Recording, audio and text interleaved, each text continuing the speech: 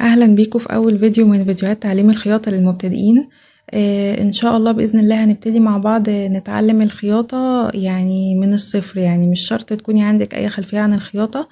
واحدة واحدة هنبتدي نعرف يعني ايه باترون، يعني ايه كورساج، وهنتعلم الكورساج العادي اللي انتي ممكن تعملي من خلاله بلوزة، فستان. هنتعلم الكورساج التاني الفت اللي هو بيبقى في بنس وكده، اللي هو ممكن يتعمل فيه حاجات سواريه. هنتعلم الأكمام بكل أنواعها إن شاء الله، هنتعلم الجيب بكل أنواعها، البناطيل سواء الواسعة أو الفت اللي مظبوط عليكي. وقبل ما نبدأ أنا عايزة بس أعرفكم إن الخياطة سهلة جدا وبسيطة، وإن شاء الله هنتعلمها بكل سهولة. كل الحكاية بس إن هي محتاجة ممارسة، يعني ما ينفعش تتعلمي الخياطة وتقعدي كده ما بتعمليش أي حاجة وتتعلمي وتسكتي، لأ، لازم يكون معاكي مكنة في البيت، ولازم على طول إيدك تبقى في المكنة عشان تتعودي القطعة اللي بدل ما تعمليها مثلا في 5 ساعات بعد كده هتعمليها في 3، بعد كده هتعمليها في نص ساعة وتخلص منك بسرعة، وهتبقي شاطرة جدا في الخياطة. نبتدي بقى.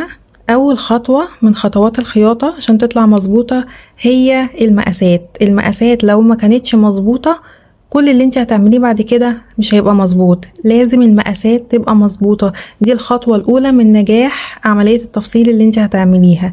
في شوية مقاسات مطلوبة، مش كل المقاسات بتبقى مطلوبة في الموديلات، بس انا هقولك على اغلبية المقاسات اللي المفروض تكون مطلوبة منك ولازم تتعمل. هي المقاسات دي: اول حاجة عرض الكتف، ده لازم ناخده، دوران الصدر، دوران الوسط، دوران الهنش، فتحة الإبط، طول الذراع، طول الجيبة، دوران الرقبة، طول الصدر، طول الوسط، طول الجنب. الحاجات دي كلها ما تقلقيش، احنا مش صعبة ولا حاجة، هنطبقها على ورق وهاخدلك المقاسات على المانيكان عشان تعرفي تاخدي المقاسات ازاي بالظبط وتطلع مظبوطة منك والموضوع هيبقى سهل ان شاء الله. وفي مش كل الحاجات دي هناخدها بالمقاس، يعني في حاجات معينة هنطلعها بحسبة بسيطة كده هقولك عليها هتبقى سهلة وبسيطة. لازم تعرفوا ان احنا في الاول كده بيبقى عندنا اطوال ودورانات. في اطوال بناخدها دي ما بنلعبش فيها، بتبقى هو الطول على طول. الدورانات دي دايما بتتقسم على 4، لازم الدوران بيتقسم على 4، اي دوران بناخده لازم نقسمه على 4. ليه؟ لان احنا عندنا النص اللي قدام والنص اللي ورا، هنتني النص اللي قدام مرتين والنص اللي ورا هنتنيه على بعضه، فهنبقى 4 اجزاء. خلاص. عرض الكتف، اول حاجة عرض الكتف هناخده ازاي؟ عرض الكتف اللي هو من اول الكتف هنا لحد الكتف هنا من ورا، بناخد هو ده العرض بتاع الكتف، من بداية الكتف هنا لبداية الكتف هنا، لا بننزل تحت ولا بنبقى فوق، هي من هنا لهنا، هو ده عرض الكتف اللي احنا بناخده.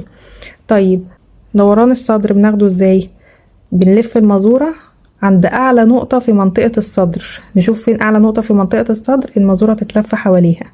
خلاص. وما نقفلش قوي، لازم نكون مريحين، وهعرفكم برضو عن المليكان ما تقلقوش. طيب دوران الوسط بناخده من منطقة الوسط بالظبط، لا بننزل تحت ولا بنطلع فوق ولا اي حاجة، الجزء بالظبط اللي احنا بنبقى حاطين عليه القمر بتاع البنطلون والكلام ده. طيب دوران الهنش ده بيبقى اعلى منطقة في منطقة الهنش، اللي هو الجزء ده، الحتة دي تبقى اعلى منطقة، هو دي اللي احنا بناخد منه، وبناخدها من الجنب كده، بنقيس من الجنب ولازم نكون سايبين مسافة بسيطة، هو ده دوران الهنش. طيب طول الصدر بناخده ازاي؟ طول الصدر من الجزء ده، شايفين؟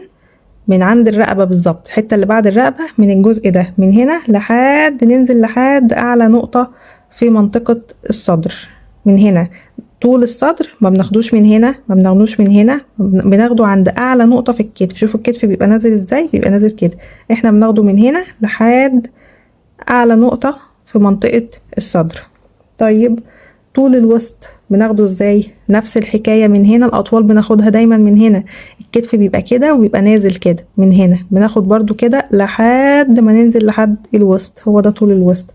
طيب طول الجنب او عمق الهنش زي ما بنقوله، يعني طول الجنب او عمق الهنش ده بناخده ازاي؟ ده المنطقة دي، طول الجنب او عمق الهنش المنطقة دي، ودي في الغالب المنطقة دي في الغالب بتبقى من 18 ل 20 في الغالب، يعني للناس الكبار، ما بتكلمش على مقاسات اطفال، بتكلم على المقاسات الكبار، بتبقى من 18 ل 20 ده في الغالب. بس انا برضو هي الحتة دي لحد الحتة دي. طب بناخدها ازاي؟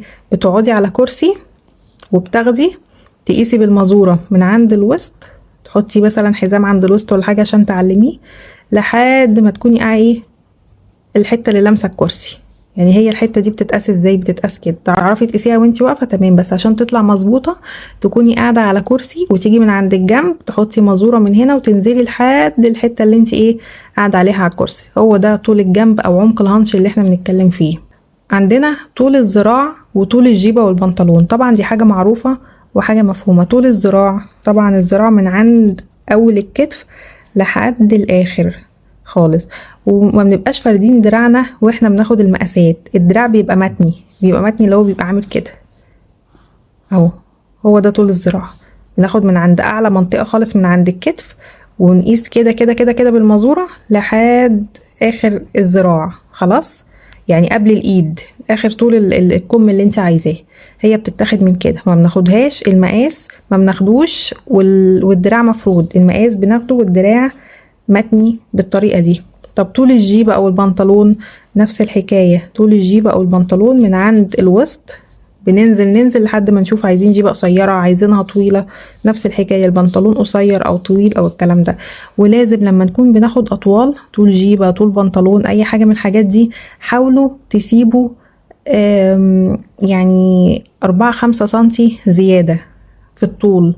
ليه؟ ممكن الحاجة تطلع اقصر، ممكن تكونوا عايزينها اطول كده، فكل ما الحاجة تبقى اطول وانتوا تقصروها بعد كده تظبطوها هيبقى احسن من لما تاخدوا المقاسات مظبوطة بالملي. كل الحاجات اللي انا قلتها دي بتتاخد بالمزورة بالمقاس، بس في حاجات تانية انا ما بحبش اخدها بالمقاس، انا بحب اعمل لها حسبة تانية بتطلع مظبوطة احسن وافضل. ازاي؟ زي مثلا دوران الرقبة. دوران الرقبة ده انا بجيبه ازاي؟ في ناس بتقيس بالمزورة كده، بس مش عند الرقبة من هنا كده، بتنزل من تحت يعني اقل نقطة من الرقبة حوالين الرقبة كلها ويتقيس من كده. انا بصراحة ما بعملش كده، انا دوران الرقبة بجيبه بطريقة تانية. دوران الرقبة بجيبه عرض الكتف على 5، بيطلع لي دوران الرقبة المظبوط بالملي. مظبوط بالملي ازاي؟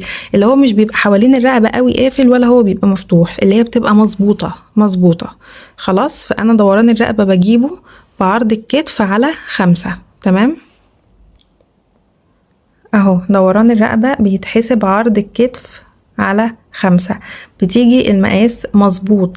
لكن انت لو عايزة تعملي مثلا الكولة بتاعة القميص والحاجات دي، بتقللي من المقاس اللي هيطلع لك ده ماشي حوالي 1.5 سم، هتطلع لك على الرقبة مظبوطة بالملي. لو انت عايزة حاجة تبقى مقفولة قوي على الرقبة وطالعة لفوق مقفولة على الرقبة، لكن لو عايزة حاجة مقفولة على الرقبة بس تبقى مظبوطة مريحة وكويسة فهي عرض الكتف على 5. عايزاها مقفولة قوي تنقصي منها 1.5 سم خلاص.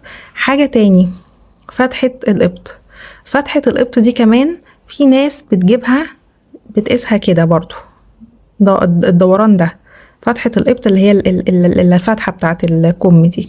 في ناس بتاخد المزورة بتقيس الفتحة دي كلها على بعضها داير ما يدور، تقيس دوران الدراع من عند الكتف دي مثلا. أنا ما بحسبوش بصراحة بالطريقة دي، أنا بحسبه بطريقة تانية. بجيب طول الوسط على 2، طول الوسط على 2 اللي هو من هنا أعلى نقطة زي ما قلنا لحد ما ننزل للوسط. بجيب الطول ده بقسمه على كام؟ بقسمه على 2. نفترض الطول ده 50، هيبقى 50 على 2 25. في الفيديو الجاي هعلمك على الباترون وهعلمك ازاي تاخدي المقاسات من على الملكات عشان يبقى الكلام واضح وتفهمي لو شخص حقيقي ممكن تاخدي المقاسات ازاي، او ممكن مقاساتك انت تعرفي تاخديها ازاي. وهنطبق المقاسات اللي هناخدها على باترون وهنطلع منه حاجات كتيرة قوي.